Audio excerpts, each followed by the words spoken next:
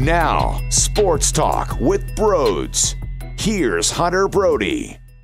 What is going on, everyone? Welcome on into Sports Talk with Brodes. Today, let's talk about Joel Embiid. Because I thought Joel Embiid said some things that made my ears perk up, made my eyebrows raise after the game against Indiana. And I just feel that we are seeing this guy not only mature out on the court, because that's obvious. If you know any damn thing about the sport of basketball, you can see the development and the improvement in 7 billion different areas in the game when it comes to the big man. But I'm also hearing a different tone. I'm also hearing a different sort of leadership that I am truly fascinated with. With that being said, I question, though, while I'm intrigued by his words, I question if it's the right way to think, and you'll understand what I'm saying as we move forward here into this topic. But I'll start with what he said about Miles Turner, and I know that this isn't anything shocking. We see it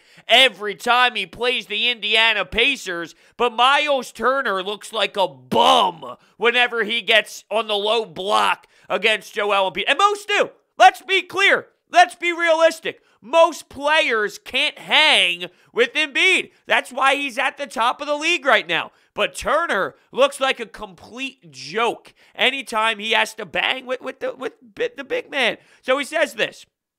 I say this respectfully. That's a matchup that I've dominated since I got to the league. Turner is a great defender. He leads the league in blocks. He should be up there for Defensive Player of the Year, and that's also one of my goals. In those type of matchups, that's where you got to take advantage, especially if I have my eyes set on being the Defensive Player of the Year. So it's about the mental approach. It's about, okay, let me look myself in the mirror and let me run down my list of goals. I want to be an MVP. I want to be a Defensive Player of the Year. I want to be a champion.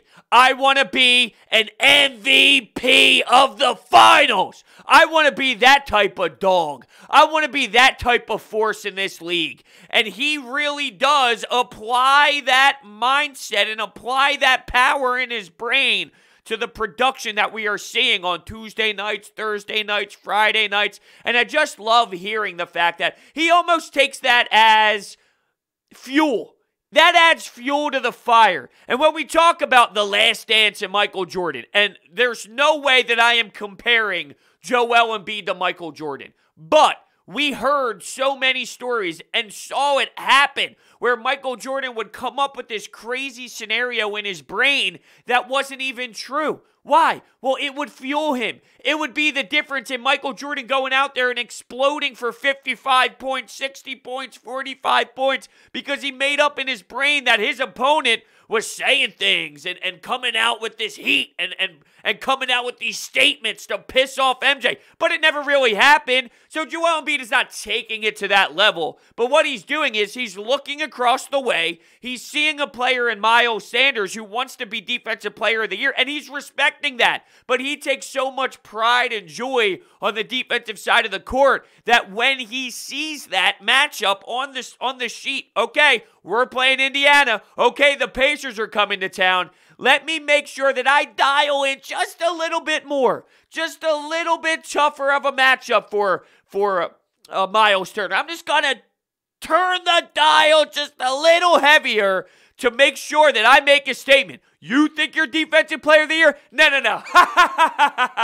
You wish. You wish, because I'm going to fucking dominate you. That's what it's like in Joel Embiid's brain right now, and it is showing me the development of him as a basketball player. How many times have we questioned, when are they going to mature? When are they going to take that next step? When are we going to see the additions to their game? Well, it all starts upstairs. And once that flips, and once that changes in the brain, well, then it all starts to have this domino effect. Well, you learn. You go through pain, you learn. You utilize your brain and you watch film and you study and you see what went wrong. You study big men in this league. Not only big men, all right? Let's be realistic. Some of the plays that he's making, and he's been vocal about this before, he'll watch Kevin Durant. He'll watch some of these other players, and he wants to apply that skill set to his game. You saw that the other night. It wasn't against the Pacers. Who did they play prior to that? I'm drawing a blank on who the game was against, and now I'm going to have to look here in my billion notes to see who it was. Flyers 3-0, Flyers 3-0. Oh, the Cavs in overtime. Yeah, it was that Cavaliers game where he was dribbling through his legs and he had that step back. Come on, that's not realistic for a 7-footer to do. But he's adding that to his game. And he's making sure that he can do it at an unbelievable pace, too. It's not once in a blue moon. It's not randomly throughout 20 games to see it happen one time. It's a night-to-night basis with Embiid. But you're taking that, but it all starts with learning the game, studying the game, going through pains, and now your brain starts to form. When you're at that next tier in the NBA, you're wired differently. All right, the way Joel Embiid plays, Kevin Durant plays, James Harden plays, LeBron James plays. These top players in the league, they don't think like TJ McConnell. They don't think like Kemba Walker. They don't think like these regulars. I can't believe I just said Kemba Walker and TJ McConnell as if they're in the same category. They're not, right? There's different tiers from the top dogs, and then there's your above average, then there's your average, then there's your bench role players. Like, I'm not putting them in the same category, of course, but I'm just putting it in perspective throughout the league. Like Joel Embiid changing his mindset, hearing him speak those words has really made me look at him like, okay, Joel, you're getting it. You are starting to get it as this NBA star that you have now blossomed into. And that's huge for me. But now let's get to the next side of things. Because he talked about his ankle injury, right? And he mentioned how it was pretty damn sore. And before the game, Doc Rivers mentioned that he's very questionable. And then all of a sudden, he went out there and played. Not the first time this season we've seen him fight through injury, battle through a little bit of discomfort. Is it the best thing to do, though? I think you got to find your balance. Don't be a hero and just play regular season to play regular season, but don't sit out every time you're in a little bit of discomfort either. Let's find that middle ground of, okay, look, Joel is playing through some things, and he's being a leader out there, but let's not take it to an extreme where, hold on, I got to get game 63 in here because I want to play as many regular season games as possible. If there is a situation where maybe it's not the best idea to bang that night, just don't do it, right? I mean, you can't be dumb about things. You got to find that happy medium ground. He said he wanted to make sure he was available tonight and he talked about how important it is for him to play to make sure the Sixers get the #1 seed. So I do think that there is, and once again, this ties together with the maturity side of things. I like the fact that he puts an emphasis on that #1 overall seed. But where I counter just a tad is, how important is that #1 seed? And I know fans are starting to get back, and that's great. The Sixers are actually going to have some fans. That's phenomenal. And that matters because when playoffs happen, there's going to be people in these stadiums, and that's huge. Now, I'm just hypothetically throwing numbers out there, 3,000 people, let's say. The impact is not as strong as 25, 26,000 when the building erupts for a big three. It's going to be a difference because you're going from no one to at least a little bit of people, and they've experienced that when you go to Orlando, when you play some of these teams that have opened up their towns and cities more. You've experienced in splashes, in doses. But now it's going to happen, and you would imagine by the time playoffs come around, that's going to play such a significant role in how these games are played and the outcome. So I get the value, and knowing, keep in mind, this team specifically at home compared to on the road is obnoxiously different. Almost hard to even fathom how extreme they are at the Wells Fargo Center compared to being in any other city, in any other building.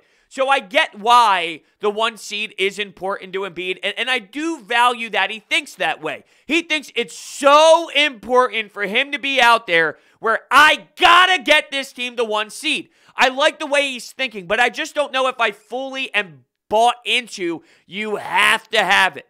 I don't feel that way. I'm sure most do. Let's get that 1 seed. It'll be big for the Eastern Conference Finals. I'm not disagreeing with that. If you get to the Eastern Conference Finals and you're rocking with the home court advantage, I am fully aware of how important that is and how big that can be. But I also don't think you cross the line to get there either. Look, the Milwaukee Bucks have been how good in the regular season over the last handful of years to the point where now they are taking a step back and putting less emphasis on winning regular season games. That's like one of their mottos this season. Let's maybe approach this differently, because we tried to win 60-plus games, and we tried to be this big alpha during the regular season, and what did that do for you? It did absolutely nothing. It got you no farther than some of these teams that were in the less spot in the regular season. So the emphasis of, hey, we gotta get it, I just don't know if I'm fully involved in we have to. Why do you have to? I don't think you have to, right? Now, I'm not saying go be 6th seed, 7th seed, 8th seed, go be 4th seed. I'm not saying that. But if you look at the standings right now, the Sixers are in first at 23-12. The Nets are 23-13. And it looks like the Brooklyn Nets are going to be rolling and possibly past you. And that's fine with me, because I think that they have more power. I think they might not be the better all-around team, but I think they have the better monsters, and that is enough in this sport. One guy changes everything. Well, if you have Durant, Harden, Kyrie, they might not have the depth, and I don't even think the Sixers have the depth, but if you compare it to the Brooklyn Nets, they have more players than the Brooklyn Nets do, but I think they might be, because of their firepower that they have, the better squad, the more talented squad, and a team that can make a more serious run based off of where their stars are compared to where the Philadelphia 76ers stars are in their career. I think that's fair to say. But other than that, the Milwaukee Bucks are in third at 21-13. Who's at fourth? The New York Knicks at 18-17. Here's your 5 through 8. Miami Heat at 5, 17-17. Celtics at 6, 17-17. Raptors at 7, 17-17. Hornets at 8, 16-18. So, realistically, the Sixers are fighting with the Brooklyn Nets and the Milwaukee Bucks for this 1 through 3 seed. And Miami's playing better, and they're kind of getting into a rhythm now that Jimmy Butler is back and all, and they went through that miserable time without him. The COVID-19 problems were big for Miami, so I'm fully aware that it seems like they're going to be playing better basketball and making some sort of surge and bringing a burst involved. But my point is, I just don't know how big of a deal it is in this circumstance. In this circumstance, normal, without 2021, without COVID, I would be more open to the discussion. But right now, if you're 1 through 3, I still think you have a fantastic shot. If you're a good team, and if you can compete with the best of these guys, to me, I think the emphasis on number 1 is a little too extreme. I think people care more than they should. Really. I mean, let's go back. Why don't we do something like this? Why don't I bring up... I have it. This is the most random thing in the world. I have Eminem live from New York City in 2015 live concert on YouTube. That's what I was watching when I was getting some stuff done for work, and it's just like that is like one of the most random things in the world. All right, so list of NBA championship teams by year, right? And you got to remember, a lot of these teams, it's going to have LeBron James in there, and that's going to play a role. So, nope, not 1947 when the Bullets played. You had the Lakers, who ended up in 2020. Let me pull this up here a little bit. I know I'm a little all over the place here, but I just want to make sure. So, in 2020, the Lakers ended up winning the championship. We all know that. And when you look at the standings, and of course, LeBron James is a big piece to this, the Lakers were the number 1 seed. 52 wins. 52. Not 60 plus, not 65, not 66. This is a championship caliber squad that lost 20 games last season. And I bet you some of those were stinkers and ones that you probably don't want to see, right? I mean, those are ones that are not fantastic and not something that you would love to see. All right, the year prior was the Toronto Raptors. 58 wins. They were a 2nd seed in the NBA standings. So 58's a solid amount of wins. Keep in mind, 82 compared to 72, so you're not going to have the opportunity to win as many games. But they were the 2nd seed in the Eastern Conference. Now going back to 2018 championship. That is the Golden State Warriors. And in the Western Conference, they were the 2nd seed. So they were not the 1st seed. In 2017, it was the Golden State Warriors again. And if you look at them that year, they were the 1st seed, and that was an explosive 67-win season. But I hate to break it to you, you don't have Steph Curry, you don't have Kevin Durant, you don't have Klay Thompson, you don't have Draymond Green, you don't have that powerful house. But they are now in 1st seed, and I'll go back to 2016 with the Cleveland Cavaliers, who ended up being in the 1 seed with 57. So I just wanted to look up to put it in perspective, where it doesn't necessarily have to be that way, but it is something that is, I'm just looking here, is valued. All right? So back in 2015, where were the Cleveland Cavaliers? They were the 2nd seed. So lots of 2nd seeds have won the championship. The Atlanta Hawks had 60 regular season wins back in that 2015 season, and they were irrelevant. They could never get it done, but they were a great regular season win team.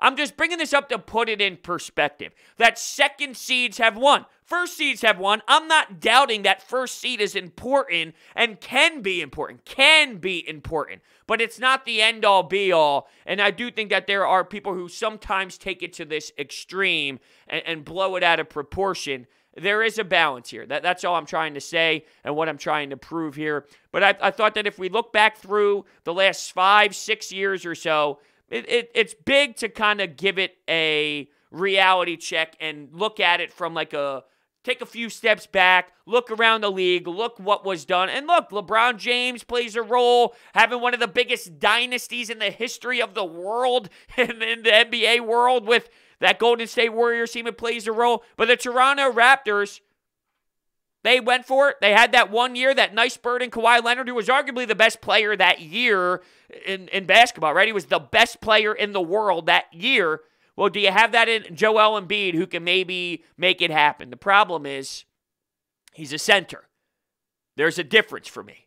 I question the center, and I love Embiid, but it's a different era of basketball. And this ties together with another thing that Joel Embiid mentioned, which was hit a bunch of threes in a row. When you hit a bunch of threes in a row, it changes how the team you're playing against can defend you. Keep taking threes. Keep taking the threes. And that is a huge philosophy change right now that I think needs to occur. You have to start shooting the rock way more from deep. You got to bring that element out there because every team you're playing is going to do it. And if you are going to be a team that's going to be competitive at a level that you need to be in the postseason, you're going to have to let it fly. These 2 for 3s isn't going to be beneficial. You need to take more threes. So my eyes are drilled on how is Doc going to implement shooting threes. Look, they've been shooting around 28 per game, and when Joel has been doubled over this recent stretch, you're getting closer to 35, 36. That's still not an insane amount, but it's better. It's the step in the right direction. And whether you have the guys to do it or not, which, look, you might hate Danny Green. You might be pissed off with Seth Curry. I don't know where people stand on Tobias. At this point, I think people love him. But just a few months ago, before the season started, he was a hate to face, and everyone despised everything he brought to the table. But he's been backing up the play as of late for sure. You're going to have to let it fly with Seth, Danny Green, Tobias Harris. You are going to have to if you want to bang with the best. It is just the reality of the situation. You're going to have to let it fly by the perimeter way more than you have. For sure. No doubt about it.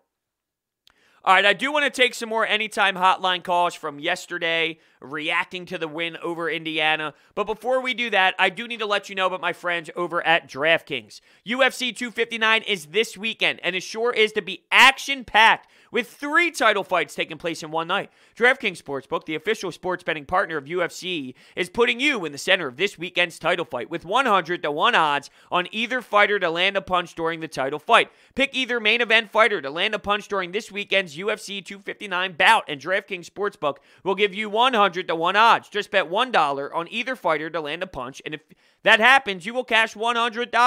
Download the top-rated DraftKings Sportsbook app now and use promo code BRODES when you sign up. to turn $1 into $100 if either main event fighter lands a punch on Saturday. Place your bet and watch the fist fly this weekend. That's code BRODES to turn $1 into $100 if either fighter lands a punch for a limited time only at DraftKings Sportsbook. Must be 21 or older, Pennsylvania only, new customers only. Restrictions apply in partnership with Meadows Racetrack and Casino. See DraftKings.com/sportsbook for details. Gambling problem? Call 1-800-GAMBLER.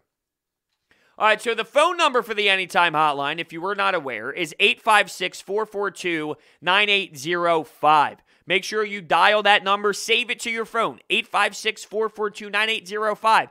Make it Anytime Hotline. Save that in your phone. After every game, give the phone line a call. Leave your reaction. I love to utilize these throughout the pods.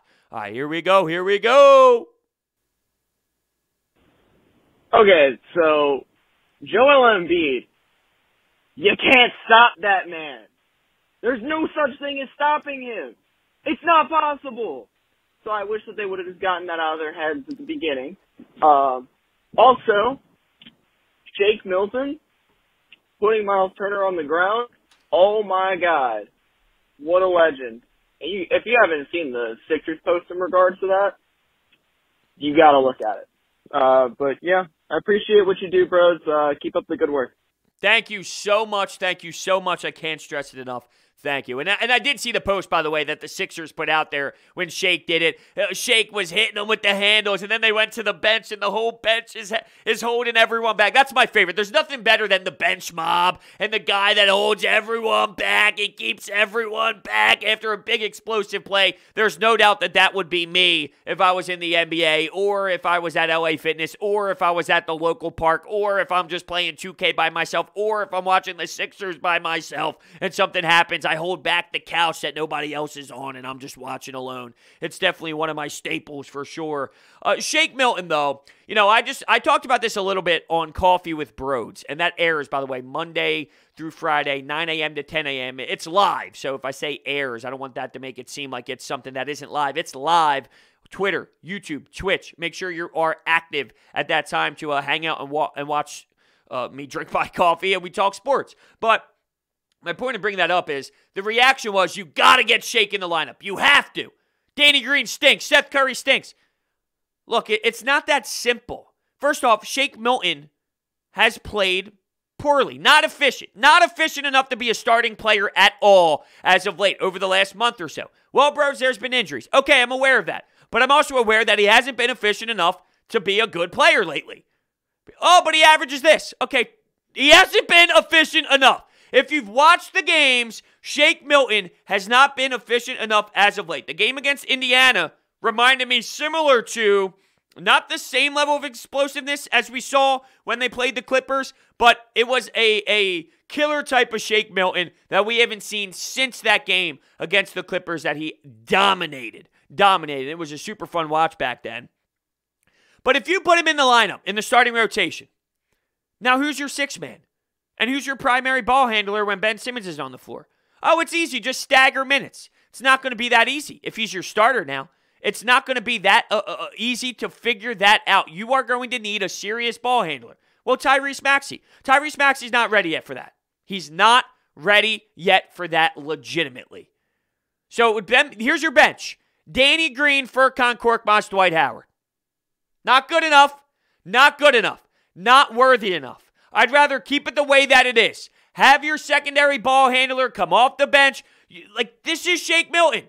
He's going to be an efficient guy one night, not efficient the next night, not efficient the night after that, efficient one night. He's a young, raw player who isn't consistent enough because he has the skill set to be. And I can't wait to watch him develop. But he's not there yet. And to think throwing him in the starting rotation after one game, that's crazy. And maybe we see a nice ride out of Shake. Maybe this was a bit of a wake-up call and he finds his groove and he gets out of that funk. I'm hoping that happens. But just because someone has a nice, strong game off the bench, there's a cause and an effect, right? Because you move him here, okay, now what happens to your bench? Now you have Danny Green, Furkan, and Dwight Howard as your bench. I'm sorry, that's not going to be good enough.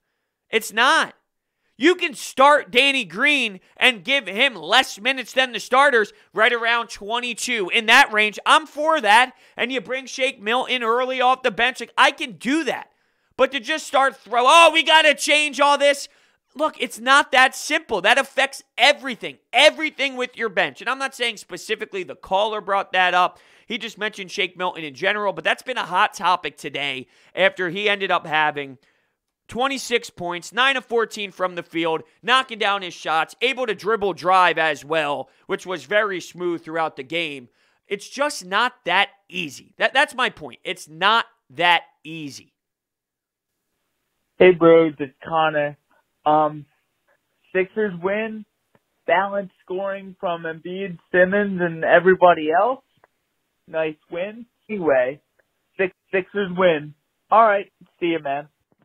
The balanced scoring is big, right? I mean, look, everyone, Joel, Ben Simmons, Shake Milton, Furkan. Like, I get it. Furkan and Shake Milton ended up having bigger nights because they're bench players, so when they go off and give you 26, and Furkan hits the amount of threes that he did, and the way he came out in that second quarter, that's big for sure, and it has more power because it's coming from your bench, and your bench helps spark that victory, so it's huge. But you're right with the balance side of things, and I look at it more with the minutes, right? And I know the scoring is big, but the minute side of things, 25 minutes for Mike Scott, 19 for Danny Green, 27 for Embiid, 28 for Ben Simmons, 23 for Seth Curry. The fact that it's not so much the balance side of things. Let me kind of maneuver around that a little bit. It's not it's the balance tied with not a heavy load. The fact that it wasn't such a heavy load and you kept them all kind of in that 20 to 27 minute range type of feel, it's so beneficial to this game against Utah, especially hearing that Joel Embiid felt sore, and he felt like his ankle was giving him problems. And even after he made that three-pointer right at the end of the first half, you could see that he was grimacing a bit when he was running back to the defensive side of the floor. And while I admire his fight this season and the way that he wants to be this dog with it, you know, I do question, is there a line and is there a possibility that he's crossing that line? And I'll always tie it back to what we saw with the Milwaukee Bucks. The Milwaukee Bucks realized we take regular season too seriously. We might have to scale it back a bit because we put so much emphasis on 60-plus games, 62-plus games. Let's win those games. And then by the time it's possible to wear yourself down. Everyone talks about trimming down the 82 games for a reason, the players, and it's not going to happen because why? Revenue, money, TV deals, getting people in the building, spending money there. It's not going to happen. It's all a money grab. But there's a long season. It's a very long season, and it doesn't really need to be that long at all because you know what teams are where 50 games into the season, especially in the NBA, where they have made it way too long. And there is a possibility that you go so hard, you go to such a crazy level of working hard that, you know what, you might wear yourself out for the playoffs and put yourself in a hole. Now, I would like to imagine that, especially coming from a guy that has had a lot of issues with conditioning. But you would like to think that adrenaline comes in, you're in the playoffs, it matters more, the crowd's there, the intensity's there, that your adrenaline is just going to take over the fatigue level. But look, I mean, fatigue is real. Adrenaline carries you so far. At some point, fatigue will set in. And I'm not saying that this is 100% going to happen. I'm not saying, oh, Joel is going to work himself too hard. There is going to be an overload in his play. I'm not saying it 100% will. I am just throwing it out there. Is it possible that that can happen? I think the answer to that is yes, I do think it's possible. Is it a definite? Not a definite. Absolutely not a definite. LeBron, he plays a lot of regular season basketball. He really does. Now, it's hard to compare anything to LeBron. It's like, well, the Eagles, if you look at the Eagles and Tom Brady, well, you can't compare to Tom Brady. He's all the way out there. Not even close to anybody else. LeBron, same type of thing. Not even close to anybody else, so it's different, and I'm aware of that. And that's why when I was looking at the seeding side of things, that plays a huge role into this. I'm just looking at Embiid, and I'm looking at regular season wins, and I'm looking at first seed, second seed, third seed. Like, does it have to be drilled into their brains so much? And would you be okay with, hey, Embiid, no reason to play against the Pacers tonight? Like, would that have been something that would be okay with you? I've been stressed out at times where he didn't play. And then there had been times where I understood that, hey, this is a good time for Joel Embiid to sit. So there's always a balance with all this stuff. And that's where I'm trying to find. I'm trying to find my balance. I'm working myself through the balance of it all. What up, bros? Very big fan. Okay, that was a very fun and dominant win. We got a big lead, and we actually held on to lead. Bench played great, had like 70 or 60, high 60s or like low 70 points, and that's amazing compared to what our bench has been earlier this year. Bench played amazing. Sheik Milton played amazing. Furkan played amazing, even though I hate him. I got to give props. Embiid played really good. Everyone played really good. Mike Scott, who surprised me, I'm not a big fan of him, but, he really balled out today. A very good, solid win. We have to win on Wednesday, though. To make a statement, I think a win on Wednesday would be amazing, and that's what we need. Now, look, I understood what you were saying, and with Wednesday's game, I want to see them beat the Utah Jazz. That will be a statement for sure. But, wow, I thought I talked fast. There's times I could get on a roll, and here I am going, oh, Ben Simmons on the bench, oh, Joel Embiid, oh, Tobias Harris, Doc Rivers. Like, I get into a ramble. Well, all right, look, I think I might have met my match there. A little speed demon. Let's get back. Let's go back to the speed demon here. Listen to this speed. I'm very impressed. Bench played amazing. Sheik Milton played amazing. Furkan played amazing, even though I hate him. I got to give props. Embiid played really good. Everyone played really good. I literally love it. That's phenomenal. Thank you so much for the call. I'm just having some fun, of course. But Furkan, I hate him, and I got to give him props. He did have a good game. He had 19 points. I thought the third quarter was such a key piece, though, because you had the Pacers make a run, and they were cracking back into the lead. And this team, this Sixer squad, has allowed runs to happen way too much, right? Like, you got to shut the door down. And as soon as Miles Turner missed that free layup pretty much, the Sixers went on this crazy run. It was about 15-0, and then they continued to surge after that, and they really put their stamp back onto things, and they rolled. They steamrolled them, and I think it's big that they responded the way that they did to Doc Rivers' message after that loss against Cleveland. It did not sit well with him, and then the team delivered because of it. There's that new voice factor. The new voice factor played a role in the answer of the message from the head coach, and that is very important to me, right? Like, it just shows you where the coach is at right now. Not that anyone would ever question where the message is 3 months into a tenure. It might have been even more than 3 months when the season began, but you get my point. A new era with Doc Rivers, Daryl Morey. Yeah, the message better not have ended anytime close to now or in the near future. You get some years to pound out of this. But I like the way that they responded, and it was big. So with all that being said, before I let you go, do not forget about my friends over at Orbit Energy and Power. With over 20 years of experience in the solar industry, Orbit Energy and Power is home to your solar experts in residential and commercial projects. Their solar program is going to help eliminate your electric bill completely. They offer flexible financing solutions such as $0 down. There's no risk and no need for investment. They also provide water purification systems, backup energy services, battery storage, tree removals, electrical upgrades, and plenty more. Make sure you check out their information. It is all down below. Thank you all so much for listening, and I will see you next time.